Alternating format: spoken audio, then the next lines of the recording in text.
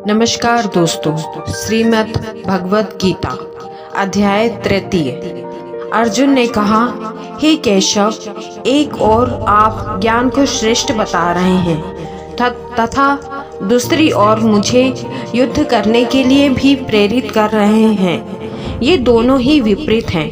कृपा करके एक बात ही आप निश्चित करके कहें जिससे मेरा कल्याण हो।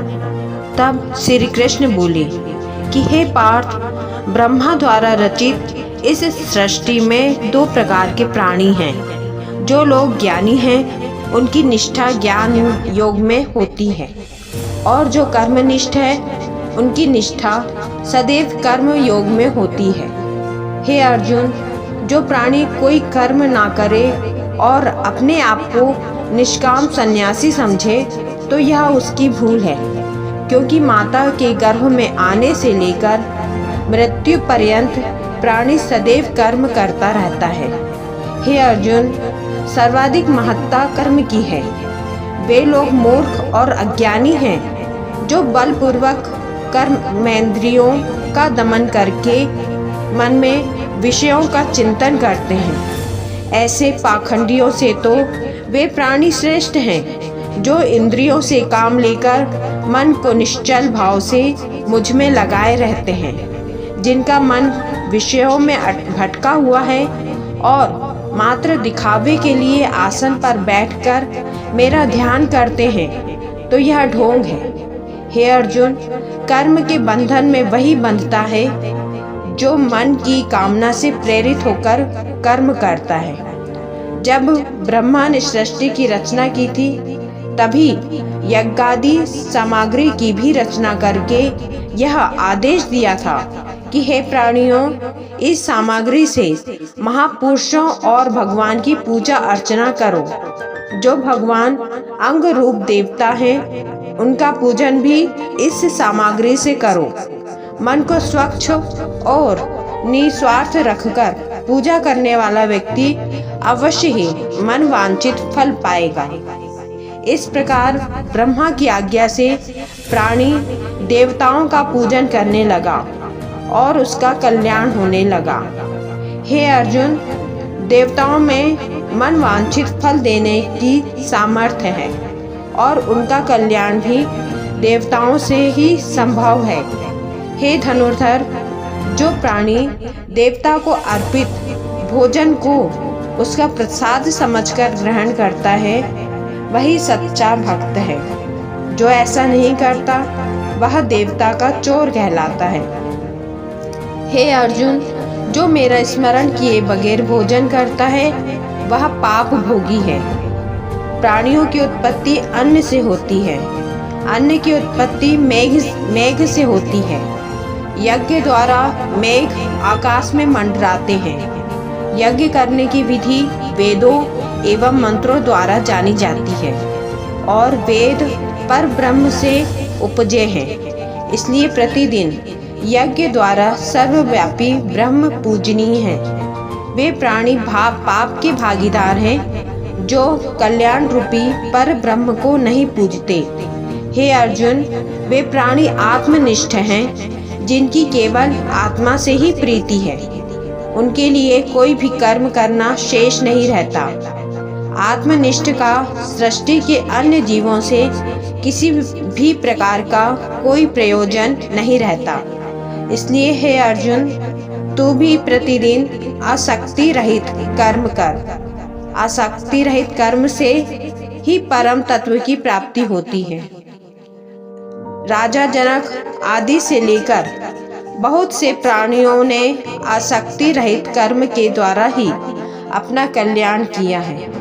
इसलिए हे पार्थ, तेरे लिए भी कर्म करना ही शोभनीय है। तीनों लोकों में मेरे करने योग्य कोई काम नहीं है, लेकिन फिर भी मैं संसार के कल्याण के लिए नाना प्रकार से शुभ कर्म करता हूँ, केवल इसलिए कि मेरी प्रेरणा पाकर सांसारिक लोग भी सत्कर्म करें। यदि मैं शुभ कर्मों का त्याग करूँगा तो सांसारिक लोग भी निष्कर्मण्य होकर पथभ्रष्ट हो जाएंगे। यदि मैं ऐसा नहीं करता तो फिर प्रज्ञा पालक कैसे कहलाऊंगा। हे अर्जुन, निरासक्त ज्ञानी को भी आसक्त प्राणियों की भांति लोकहित के निमित्त कर्म करते रहना चाहिए। विवेकी प्राणी चाहे सिद्ध अवस्था को ही क्यों न प्राप्त हो जाए, तब भी उसका यह कर्तव्य है कि लोगों के कल्याण के निमित्त सद्कर्मों का त्याग ना करे, सद्कर्मों की कदापि निंदा ना करे।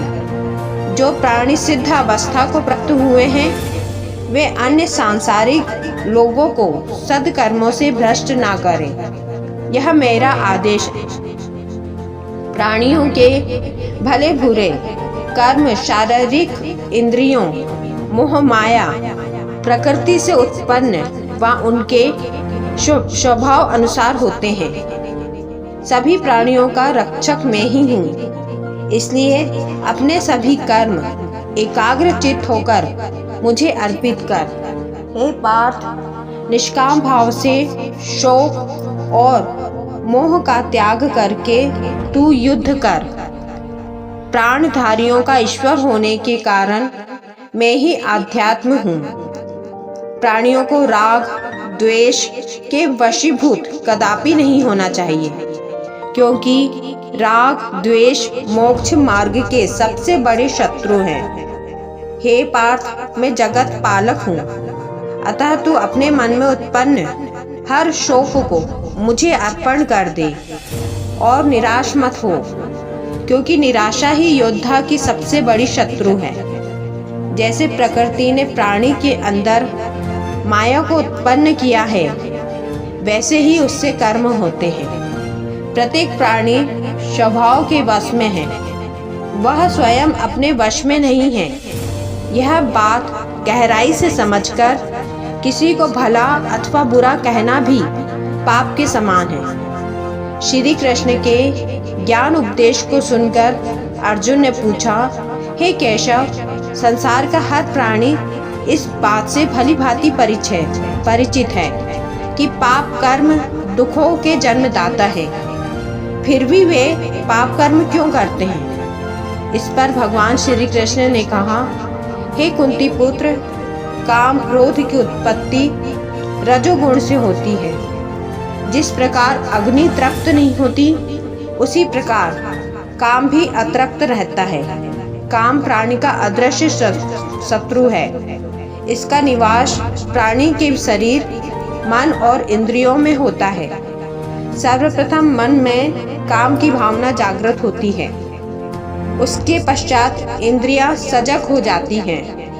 परंतु यदि किसी कारणवश काम की पूर्ति नहीं हो पाती, तब क्रोध उत्पन्न होता है। मनुष्य परिणाम जाने बिना ही दुष्कर्म कर बैठता है।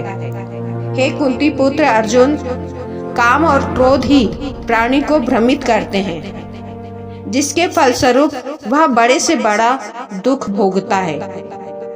मुझे ना पहचानने का अज्ञान प्राणी के अंतर मन में छाया रहता है। जिस प्रकार अग्नि को धुआं ढक दे लेता है और धूल दर्पण को ढक लेती है, उसी प्रकार काम और क्रोध ने प्राणी के ज्ञान को ढक लिया है। ये दोनों ही प्राणी के दुश्मन हैं। इसलिए हे अर्जुन, सर्वप्रथम तू इंद्रियों को अपने वश में कर। जो मनुष्य अपनी बुद्धि और विवेक द्वारा काम क्रोध तथा लोभ पर विजय पा लेता है, वही मनुष्य सच्चा कर्मी है। अतः तू अपने बल का प्रयोग करके काम क्रोध आदि दुष्टों का हनन कर। यहीं से तेरी विजय का श्री गणेश होगा। तृतीय अध्याय समाप्त।